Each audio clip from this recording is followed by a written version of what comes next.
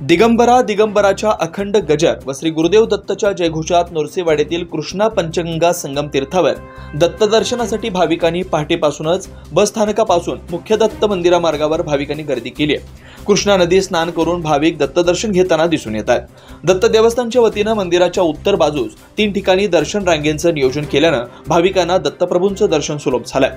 दत्त जयंतीनिमित्त मंदिरात गेली 7 दिवस अनेक धार्मिक कार्यक्रम होत आहेत। आज मंदिरात पहाटे काकड आरती व षोडोपचार पूजा, सकाळी 7 ते 12 या वेळेत अनेक भक्तांनी श्रींना पंचामृत अभिषेक पूजा होणार आहे, तर सायंकाळी 5 वाजता श्रींचा जन्मकाळ सोहळा होणार असल्याची माहिती दत्त देवस्थानचे अनंत पुजारी यांनी आज शनिवारी दिनांक 14 डिसेंबर रोजी सकाळी 8 वाजता नरसीवाडी येथे दिली।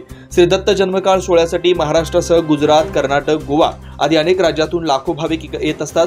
भाविकांच्या सुरक्षेच्या दृष्टीने संपूर्ण परिसरात सीसीटीव्ही कॅमेरे बसवण्यात आले। दत्त देवस्थानचे विश्वस्त, ग्रामपंचायतचे सदस्य, शासकीय अधिकारी, वजीर रेस्क्यू फोर्सचे जवान, एस के पाटील व दत्त महाविद्यालय कुरुंदवाड व श्री दत्त विद्या मंदिर हायस्कूलचे विद्यार्थी, स्वयंसेवकांनी तसेच दत्त देवस्थान व ग्रामपंचायतीचे कर्मचारी, स्वयंसेवकांनी अधिक परिश्रम घेऊन उत्सवाचं नेटकं नियोजन केलंय। तरी भाविकांनी शांततेत दत्तप्रभूंचं दर्शन घ्यावं असं आवाहन श्री नृसिंह सरस्वती देवस्थान कमिटीच्या वतीनं करण्यात आलं।